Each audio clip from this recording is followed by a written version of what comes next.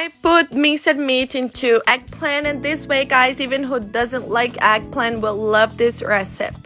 Let's start with the eggplant. We are going to use 2 of them, all right, and slice it this way. As you can see on the video, guys, it's thin stripes, okay, this way, as you can see on the video.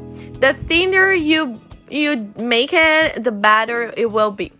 For the filling, we'll use 400 grams of minced meat. Let's season it with garlic, onion, parsley and green onion, salt to taste, paprika. And now let's mix all of the ingredients very well. And here the ideal is for you to use your favorite seasons, okay, guys? So put a lot of your favorite season. Now we are going to make little balls and put in the middle of the slices of eggplant this way.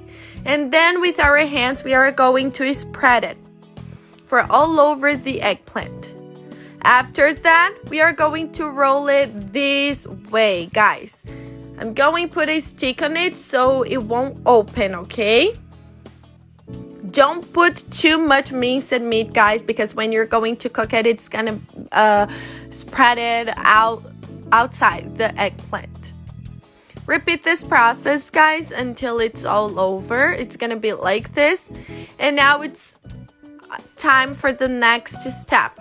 Let's use flour, salt, paprika, a tablespoon of vinegar, water, and maize starch, okay? Mix everything very well. And then we are going to pass the eggplant on flour and then on this mixture we have just prepared. Don't forget to put one more sticker so we don't run the risk of losing our eggplant in the cream. Dive it very well inside of this cream, and then we just have to fry this wonder, guys. And now there's no secret, just fry it until it's all brown.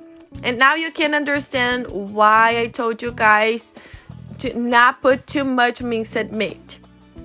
When you put too much, it's not gonna cook on the inside, okay? So it has to be a good amount of minced meat that will cook inside while it's frying on the outside.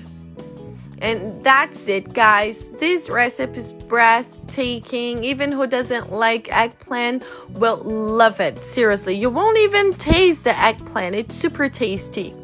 Make it at your house, then come and tell me what you thought about it. A very different recipe. And this was today's dish. I hope you liked this recipe. And if you did, don't forget to rate us down here from 0 to 10. Your opinion is important for us.